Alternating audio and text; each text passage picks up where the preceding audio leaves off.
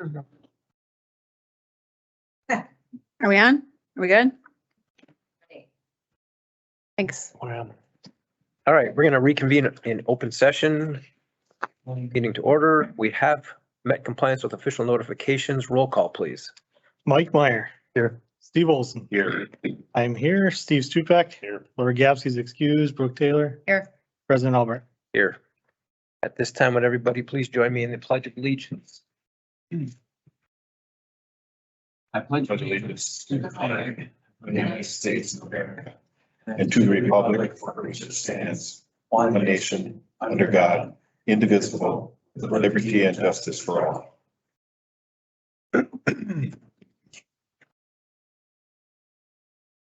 All right, this meeting is a meeting of the Board of Education held in public for the purpose of conducting the school district's business and is not to be considered a public community meeting. There is a time for comments by members of the public during the meeting as indicated on the agenda. Members of the public wishing to address the board on any of the topics included on tonight's agenda may do so by completing a public comment sign-up sheet and handing it up front here to Ann. Comment should be focused on the items being considered by the board and should be restricted to no more than 3 to 5 minutes in length. Action taken at today's meeting will be final approval unless otherwise noted. With that, disposition of minutes from December 12th, 2022. Move to approve. Second. Motion and a second. Is there any discussion? Those in favor signify by saying aye. Aye. Opposed? Motion carries. Now we'll move into the report of the superintendent. And we have some discussion items. First up is CISA 12 Director.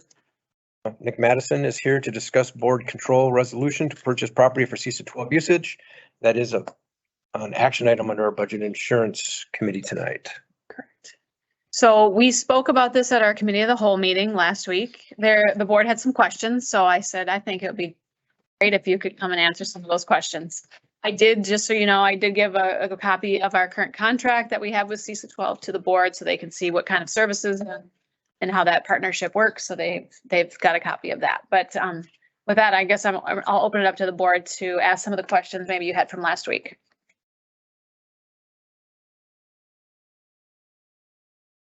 So I guess the biggest question was, we pay for services.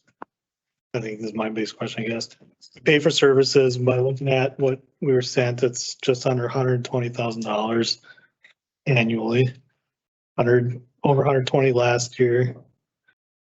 If you take that by 8 different schools, I'm guessing that's shy of $1 million a year of services. So our curiosity is, where does the money go? What is the money used for that, say, a normal business, when they can put that money back in their own business and upgrade to a new building or whatever? Where does the money go that you need, I guess, more money from us to buy a building?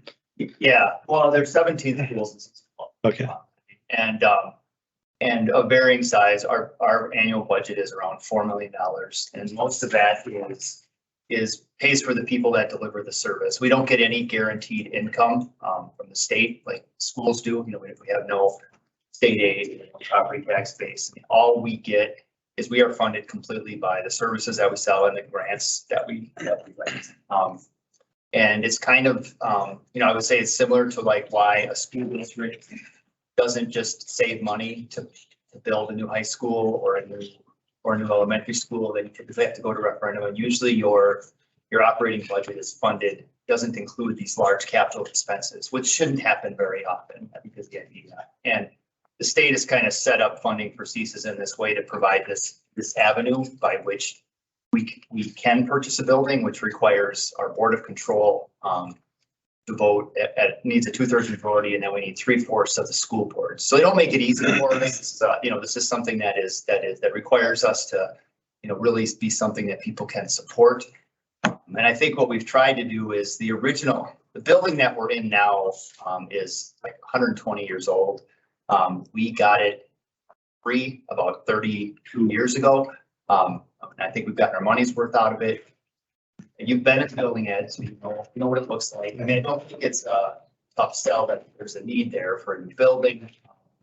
And we've also tried to be very cost effective. I mean, that is I could say, trust me, Ed, we're budget conscious, but well, probably more than that. But we really are trying to be, and I think this is an evidence of that we're going from a building of about 50,000 square feet down to one about 4,000 square feet. I mean, we're trying to get more efficient. We're trying to get leaner. We're trying to reduce our operating expenses because as school districts, you own us. We're not a private entity. We're not a typical vendor. I mean, we are governed by you. We are owned by you. We are funded by you. So we only exist to the degree that and to do what you want us to do. And we have to be cost effective, and that's why we exist, because if you could just go to private sector and get these services for the same price, why would you want this entity at CISA? But I think you'll find typically our costs are significantly less, 20-30% of what you pay in the private sector because of that reason you own us. So, your point isn't out of date. I mean, when I was a superintendent, I had taxpayers ask me that all the time. Why do we need a referendum? Why aren't you just putting aside money to renovate, or why aren't you just putting aside money to buy that new middle school? And the fact is that you certainly could. A school could do that, for instance. I mean, you could come up with a scenario where a school could say, okay, we're only gonna do the things the state absolutely says we have to. But your community wouldn't support that, and your customers who are your parents probably wouldn't support that if you, like, for instance, got rid of all athletics and just use that as a building fund. And so I think the parallels are with us too. That this is an exceptional thing, and it's a one-time thing. It is just designed to really put CISA in the future to serve schools like Superior in a cost-efficient way by downsizing our footprint, streamlining our operation, so that we can keep it funding and just people, which is kind of where we're at. What happens to that building then? So that has to come back to you. In other words, the process that we have to use to buy a building, the state statute requires us to go through the same one to sell the building. So, obviously the follow-up question to that, I'm just gonna run with that a little bit, broken in mind, but the follow-up question is, well, what are you doing with all that money? Mhm. And the honest answer is we don't know what that building's worth. There's any building's only worth what someone will pay for it. It's a 100-year-old building that's kind of falling down. There might be a great buyer, but if we could get $1 million for that building, then we're refunding all your money, and we'll have some to refund to renovate our current one. Sure. Where that, or we could just get rid of it as a liability, which it is right now. Sure. Where in between that's I think it'll land somewhere between there. Okay. But you'll have to approve that for us to do it, just like you have to approve this. Okay, So any value you got from the existing building would then be allocated. allocated or credited back? Yeah, I think we probably have the building we're moved into, we think is moving, we can move into it as is. Mhm. But it would require, in the future, next phase, once we get rid of that building, there'll be some upgrades to it just to renovate it a little bit. It's not gonna, it's not an old building that needs massive upgrades. It just needs some renovation and potentially, a small addition maybe in the future. Like I said, it's workable now for everything we need it to. So, it might make sense for us to put some money in a building fund to do all that stuff and some to give back to the schools, but it's just gonna depend on how much money. I mean, if we get $50,000, that might help us renovate an office, and it would, mean we could give each of the schools back like 3,000, which isn't, a budget maker for you, but if that's what you decide, as all the boards and CISA 12 to do, then that's what we have to do. So it's really kind of up to you. But I think, what makes the most sense, I think, will kind of emerge when we get a better sense of the dollars. The board did decide let's get the ball rolling on selling it next month. So they want to kind of start that. So I don't think it'll be long before you see that, provided we can get this to happen. I'll say if the building's that old, it may be more property value than building value. Yeah. Somebody else might. Historical side to it. Yeah. Quick Trip might want to. We have 3. Oh, goodness. Property's worth right now? No, we don't, because it's always been, it has been a it's been a school and a public, lot for 130 years. So no, we're not really sure what it's worth right now. But we have people that are expressing interest. So if we can just have it not be a liability, I feel like that's a bit of a victory, but obviously if we can optimize more on that, that's good too. I appreciate the email with the attachment. That helped me understand more about services and things that we didn't always know about. I also thank you for clarifying because I had some similar questions. Thanks for coming and doing that.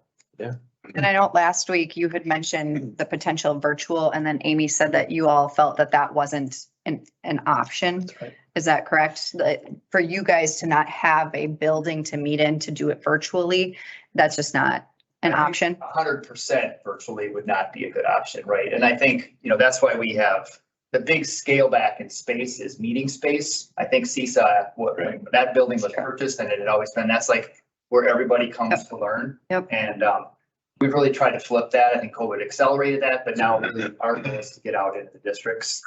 And we have to, you can't, nobody wants to find subs because aren't any there. And, we have to, and we work with the schools to the schools. And it's better, and it's a better PD delivery model. Yeah. As well, even if you could get subs, I think. Sorry, yeah. A question came up last time. Maybe you can give some input on some of the other districts there. I guess, lack of moving it forward, what their reasons were, or if they came to You come, mean on the last one? yeah. Yeah, so the last one, we need 13, our 17 districts for it to pass. We had 11, and then the other 6 of varying degrees. Most of them didn't act, they just had questions, and then the deal fell through. So I think there's only 2 or 3 that didn't, and to be honest with you, most of them didn't because they felt like, well, this is just giving Superior too good of a deal. And so that's kind of, and so, but we've really worked with them to say, the reason we're doing it, the cost equally, regardless of your budget or ability to pay, is because smaller schools need CSA more. They use more services. They have to have us more than because there's just stuff they can't do. I think, you guys use us, you need us for some things. Probably a smaller school couldn't exist without us. And that now, probably think you're probably there, but I think that was the reason. It was, I don't think anybody disagreed that it was a need. I think the solution, I really didn't hear anybody disagree with that. It's just the issue comes down is how do we divide up the costs? And this I think has the most support, and we're just trying to work with those other 6 districts to see one of the districts. It wouldn't even have mattered difference wise. They just thought they just wanted it different, but the cost would have been, the size of that district is the same no matter which way you divide it up. So the question came up at a superintendent meeting. What if a handful of districts still say no? What does that mean? The reality is it still would move forward if you got the number of votes, and those school districts would still be required to be a part of that solution. So just by voting no doesn't mean you're out of the plan. Yeah. And if this doesn't go through, where does that stand for you guys? Are you cutting services? Are you, No, what's that I look think like? realistically, what we'll probably start looking more, we've been looking at buildings, trying to figure out what to do, trying to find a building, there's just, I think realistically, we will probably have to look more seriously at how we can possibly lease space. Because we need a new space, we have to get there.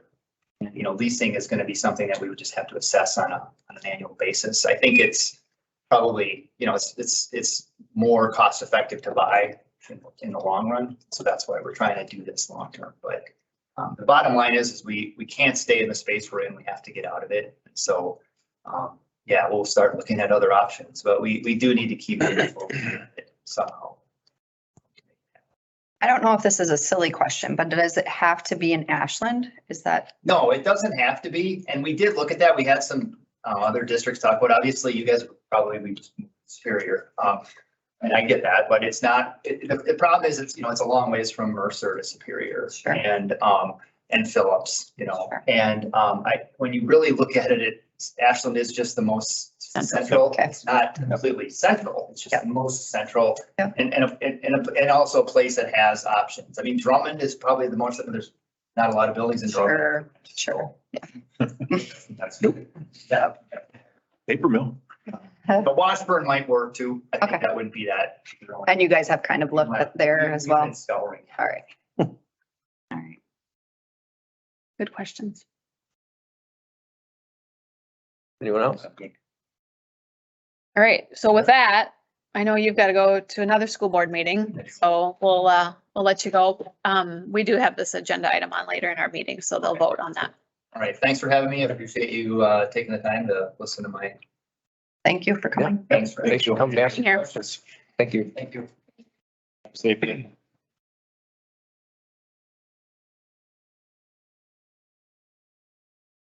All right, now we'll move into some informational items. You got the January Spartan Showcase. It is with my great pleasure to introduce Mrs. Kemmis, fifth grade teacher at Cooper.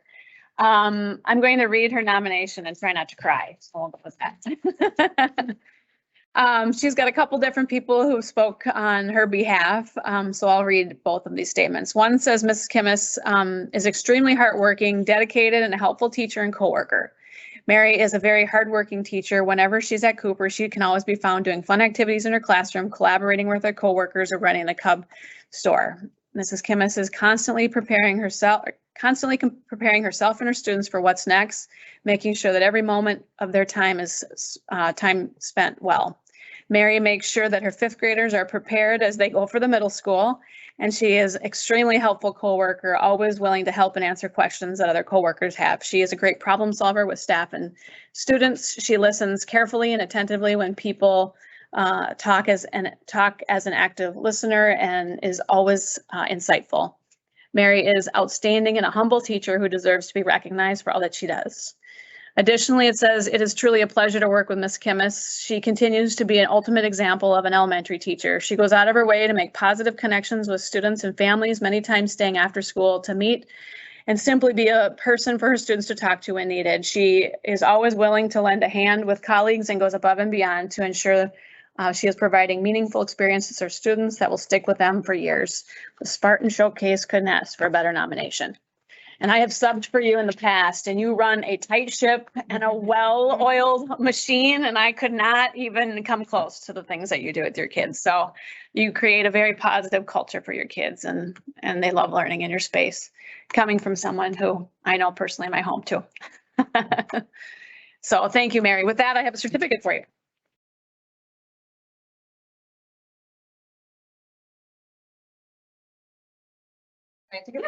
I promised my family engagement coordinator that I would take one for her. Okay, thank you. There you go, Steve and Len and Ed, everybody always was like, get out of the. That's right, shit team. You want to split? No, okay. I need to switch it. We should get a backdrop for this. No, Spartan backdrop. Yes, Yeah, that's not I like there. what they have at the high school, Right. just the, It's the curtain. The curtain would be. Easy to do I one. mean, it would fit perfectly. Absolutely. Do we ever open that? What's that?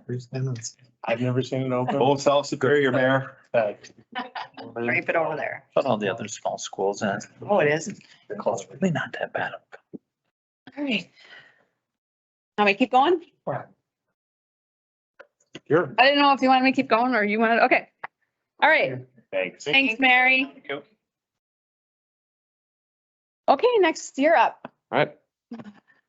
So we've had our winter sports going strong.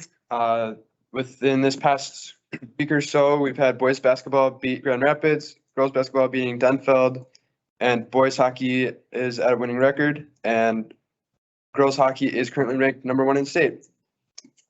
And then we have a couple upcoming ideas that we're just working in the starting phases of working through, but we thought we would just bring them up so that way they're on your radar a little bit. We're working on creating a couple of Valentine's Day decorations and also our Snow Week decorations.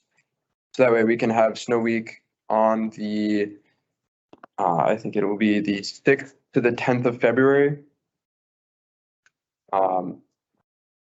Instead of an assembly at the end of the year with our spring fling, we're looking at possibly doing a carnival event.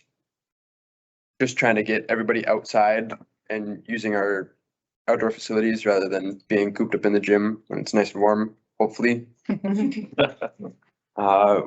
We are also wanting to partner with more groups or working to partner with more groups and clubs throughout our building. And then hopefully soon we are looking at possibly doing a scavenger hunt with local businesses in the community. And this would be talking with local businesses to get kids out and about in our town. We would be doing this instead of how in the past, in the winter, we've done the medallion hunt.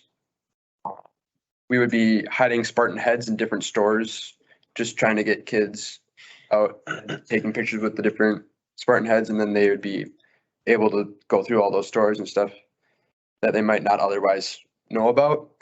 And then we would possibly, or for a time, we would possibly be doing this during or right before the ice festival then that's coming up later this month. That's all I've got.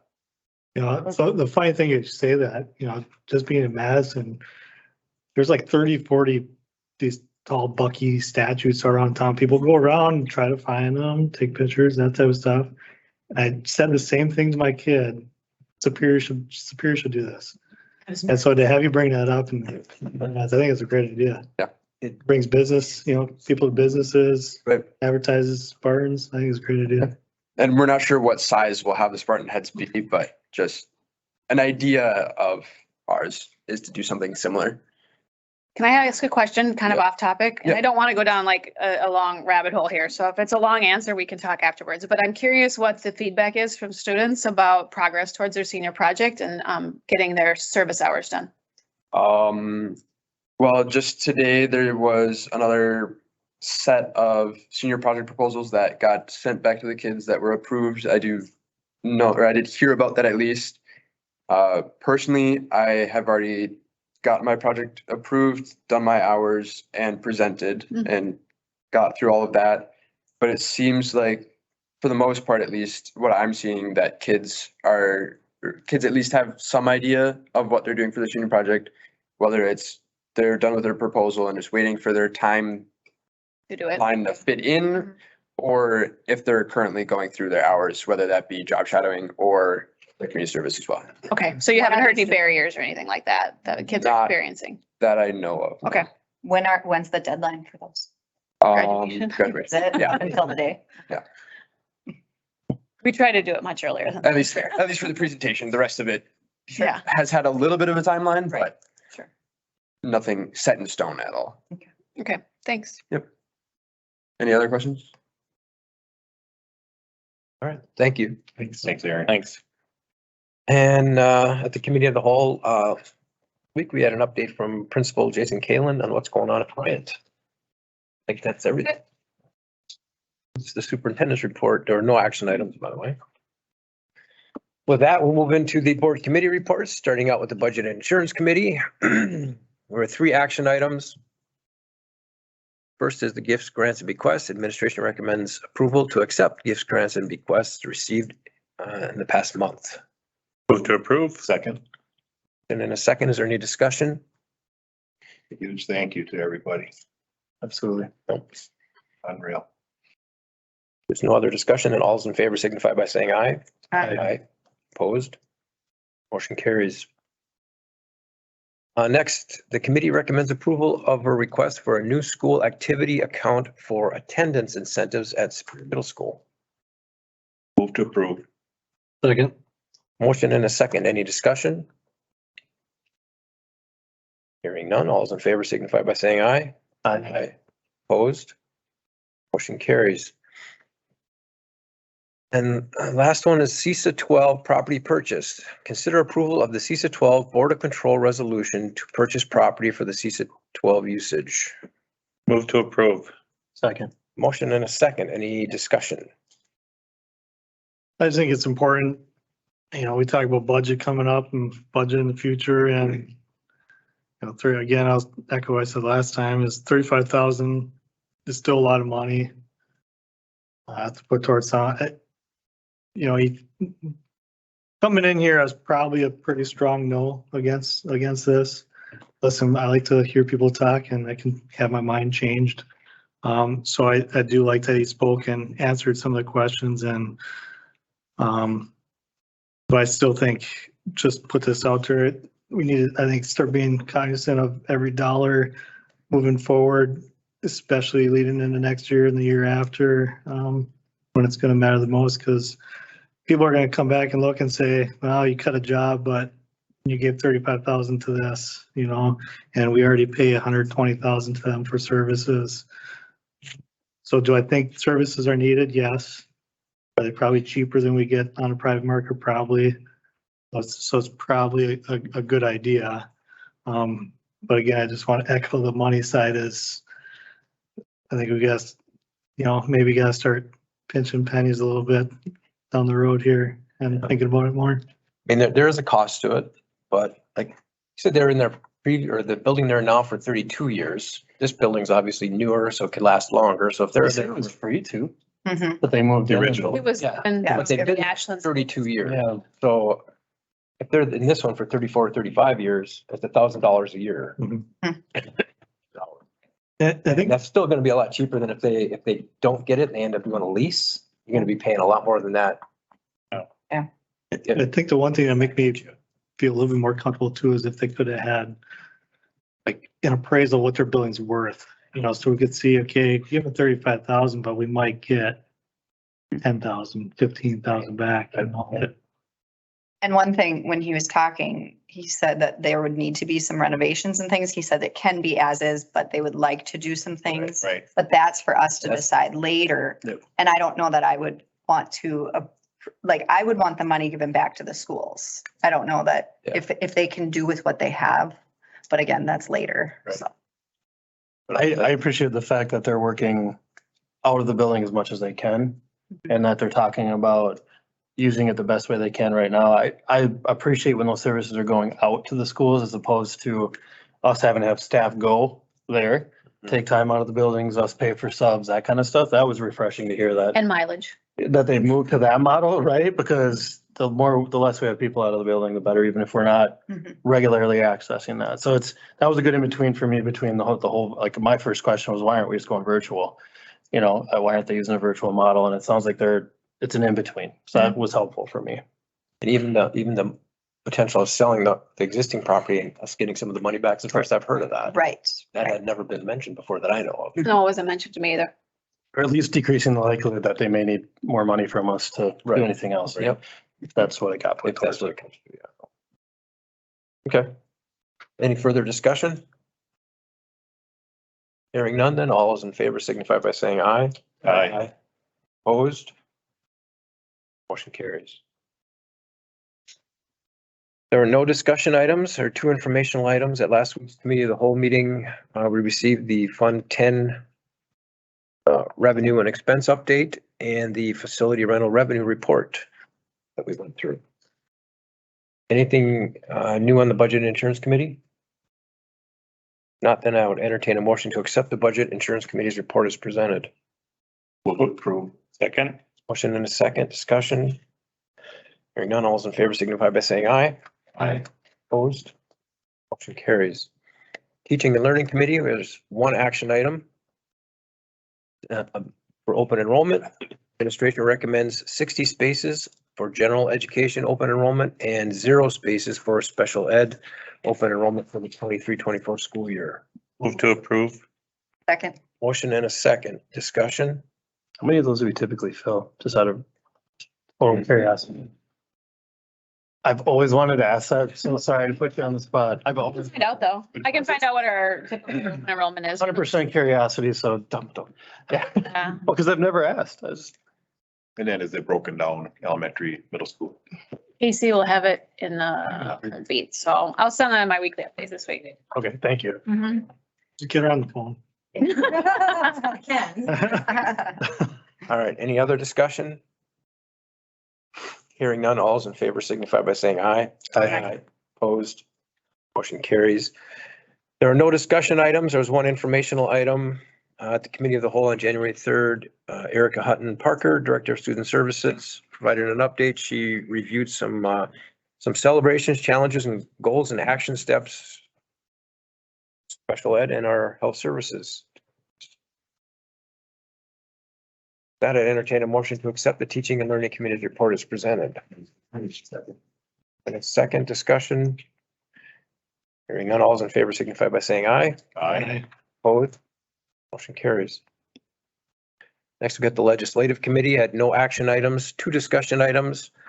Amy reviewed the school district legislative priorities. And then we have the review of the 2023 proposed resolutions for the WASB Delegate Assembly. So we're all supposed to kind of review them, read through them. If you had any questions or issues, bring them up tonight. So we'll just start from the left and move our way down. So Steve, did you have anything up? No, I do not have any questions. I read through the whole thing a couple times and I feel good about them. Ed? Here we go topic by topic, but I guess my question on the report requirement for educators. Page.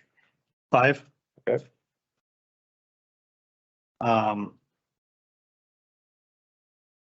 Basically, you want to create legislation for teaching license applicants, alternative pathway to licensure. I don't know how the licensure works as far as teachers, but not to require this passage of the foundation reading test. But then if you were to go to page 11, they're asking for a teacher competency exam to require teachers to pass a competency exam. So on one page, they're saying we need to do less because we need more candidates. But on 11, it seems like, well, we need to do more.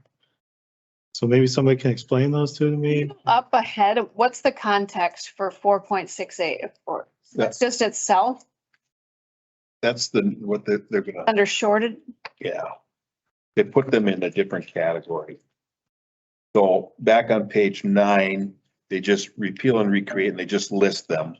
And what they did is then they gave context to each one So on page 11 or 1011. And I may have misinterpreted that, but I read it as creating pathways in a very specific areas of shortage, but in general, having High standards. high standards. So like, we have these competency tests, but in these areas, we may be able to forego some of those things in order to increase the likelihood that we get people. I'm thinking like industrial tech, I'm thinking like special education, because there's such a huge shortage, other areas where they can, almost like a variance. I was reading like a variance, which is like it allows the access, but not necessarily reducing as much criteria. That's just how I read it.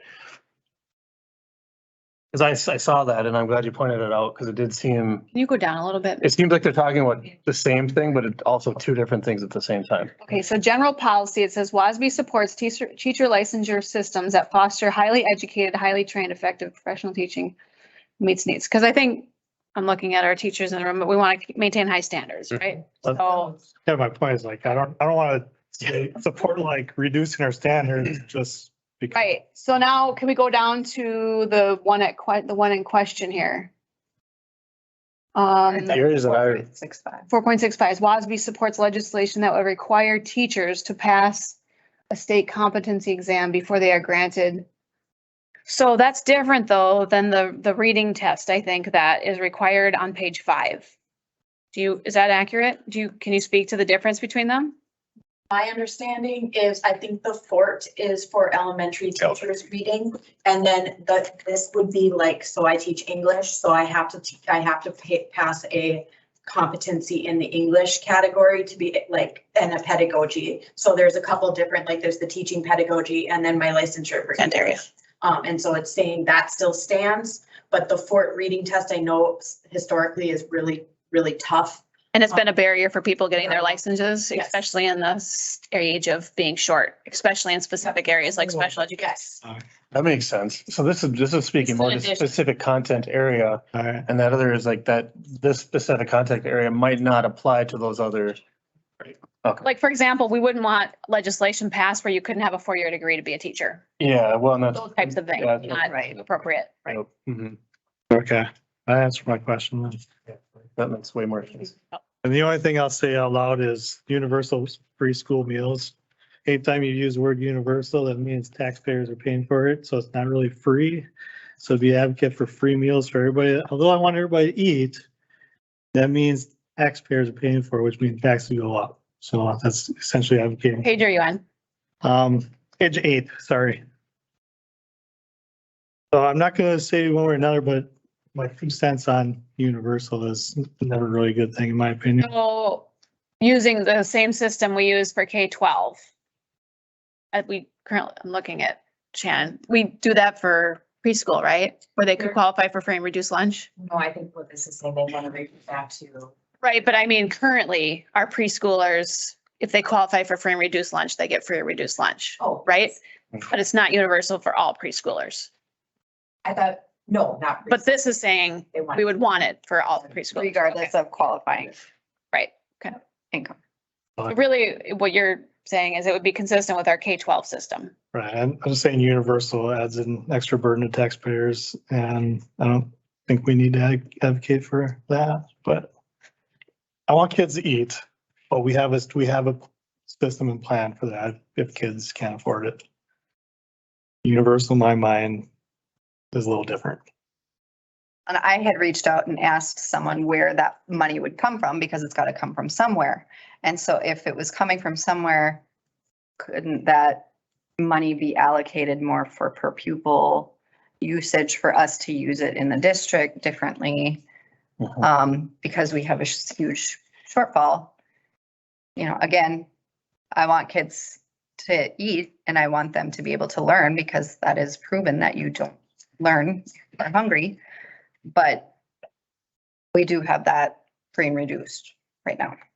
It's actually a really good point when you say it that way. I think when we think about paying for, if we were to offset the cost of, you know, potentially what we use for other like for food services, maybe potentially that's what the angle is that we use it for other things. I know the feds paid for it, you know, and we had Right. resolutions for legislation passed there. So it seems to me they're asking the state to pay for it, which I agree, it Yes, is that's, but I think would be the request that. either an increase or it's Having a, the federal government. oh, it does say federal. you're If right. you read the rationale, it is asking, it's saying that the So federal we're government. asking up, basically, No, it says WASB supports state supplemental funding having federal. based on the fact that it happened at the federal level. So going back to what we had during COVID is, I think, the request, because it was universal. Comes out of one pot or the other, I think is what it feels like. I mean, that's an option that the board can say. They could, you know, because Steve's the one that's going to be out there voting. You can tell, we can say, Steve, vote no. I am sure that Oh, no.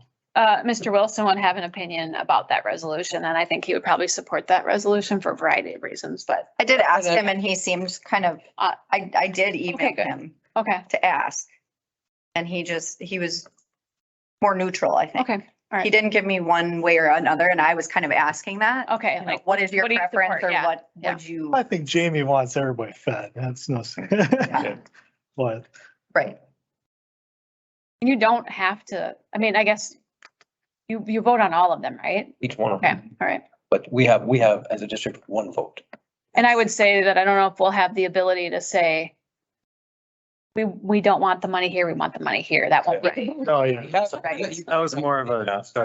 Get to that point, when it comes up, you can go to the microphone and make that case. Yeah, because if there's money there that they're planning to use for this, again, we're gonna be 3.4 negative or more, need that on the revenue limit. Yes. Saying, but I don't know if they can. Right, do that. And again, we still keep the free and reduced for those families who can't afford it based on income. But And this is us recommending it, right? We're just saying we want some of these things considered, but the chances And of just, yeah, them and I'll say just being because, actualized are. just because these are just going, doesn't mean it's gonna happen. doesn't mean it's gonna happen. Very few of these. I would love for the feds to pay for all of our food. we're a very small percent of it. It won't be like Yul Brenner, let it be written, let it be done. Right. right, It's not like that. that's what, I think Jamie said that too. He doesn't foresee this passing. No, I don't think so. This, That's kind of what he was leaving it. anything else, Ed? No, that's it. Thank you. Well, pretty good. The one on page 3, the parent contracts for private school transportation. To me, that seems to be a no-brainer that they would be doing that. Yeah. My only question on it would be, so if I was a parent and I had 3 children in 3 different schools, do I get is the thought behind to get the reimbursement to the farthest? Can you go to, what page are you on? The way I read that, it's right there. Right there. Oh, You would get reimbursed for each kid. Right, but now they're saying that. Yeah, it's only per household. One reimbursement per household. So, It makes sense. yeah. Mhm. oh, Total sense. Because the way it's written is that we pay for each kid going to each one of the schools, Kid going to the same school. or each kid going to the same school. Sure. So my question is, in this whole thing, again, who knows that this would ever pass and stuff, but the thing is that if I'm a parent that lives out in the Foxborough area, I have a child that attends Four Corners. I have one at the middle school and then I have one at the high school. So I would think that miles would accumulate. So there's only one payment. So there's not, the whole thought behind this is I don't get payment to go just to Four Corners. I don't get payment just to go to Mhm. Superior Middle School, my second one, and my third child at the high school. This is just pertaining. This is private school. Private. Oh, This is for students who attend private school. That's why I was, take all that back. We don't otherwise have So transportation. if I had Kind of the idea. kids in Have to, and so there's a Cathedral, Mhm. Central Assembly of God, do they have a program? Maranatha. No, Maranatha. Maranatha still does, I think they're considered. the same thing. All right, my bad on that one. Okay. The only other one I had was on the discrimination with disciplining students with disabilities. It's only a comment, it's not a concern. I would think that we have that in case you would have that information, or What our rates are for discipline. rates are. Yes, we do. And we are monitored by the Department of Ed on that. And we have been cited in the past for disproportionality for suspending students with disabilities. We have not been cited though this year. Done. Doing pretty good. Okay. That help you, Steve? Yes. Thanks for doing that, Steve. Oh, Yes, yeah. Yeah, he asked us. Oh, I know. Okay, sorry, I missed. Wasn't using my outside voice. Yeah. All right.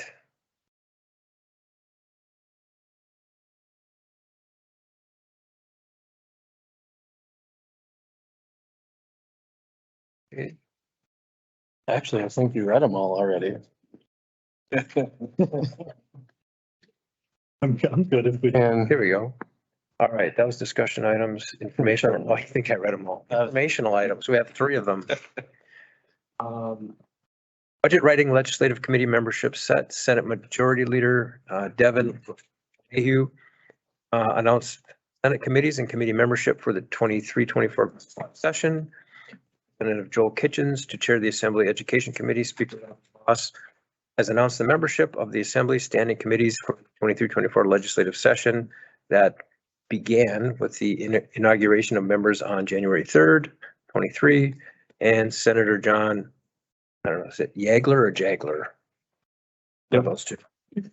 Or the Senate Education Committee, Senator Majority Leader Devin LeMahieu announced Senate committees and committee membership for the 23-24 legislative session. State Senator John Yagler has been announced as chair of the Senate Committee on Education. He has been a member of the Senate Education Committee under retired former chair Albert Darling, as well as the Assembly Education Committee before being elected to the state Senate.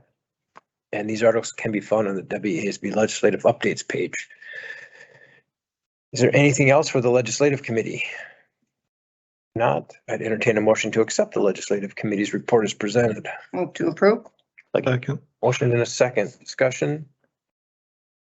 Hearing none, all those in favor signify by saying aye. Aye. Opposed, motion carries. Operations Committee, no action items, no discussion items, and 1 informational items at the Committee of the Whole meeting on January 3rd. David C., our Director of Transportation, provided an update regarding the Superior High School pickup, drop-off, and bus safety plan. And Bobby Matherly, our Director of Buildings and Grounds, provided an update on the department's staffing throughout the district. Any updates for the Operations Committee? Not, I'd entertain a motion to accept the Operations Committee's report as presented. Move to approve. Second. And in a second, any discussion? Hearing none, all those in favor signify by saying aye. Aye. Opposed? Motion carries.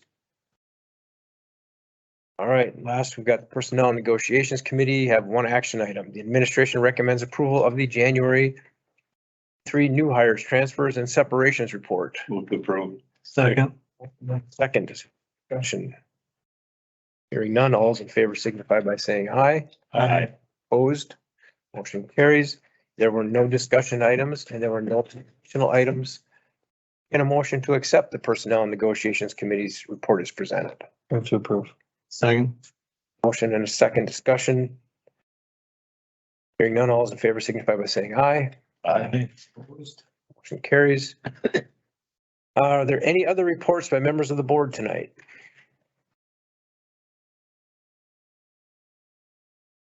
Okay, I think that is a no. District and program highlights. Don't have a lot, just that we had, coming back from Christmas break, and a lot of classrooms are reteaching expectations coming into the second half of the year. We're starting to think about summer and next school year ready, so working with staff to keep them informed on next steps with all of those things. So we're already thinking about next steps. I I heard it during your update there that the girls are number one in hockey in states. That's kind of a highlight. That's a big highlight, yeah. Anybody else? All right, consideration of bills and pre-approved bills. Second, to pay the bills. Pay the bills. Discussion. Hearing none, all those in favor signify by saying aye. Hey, Opposed? Carries. Any comments tonight, Ann? There's none. None. So, anybody have any comments? Okay, it's your chance. Nope. Okay. Okay, the meeting's adjourned. Thank you, everyone. Drive home safe. Somebody's. When? Life's up. One of these, We're gonna stop. pass removing. Life's up. Somebody else picked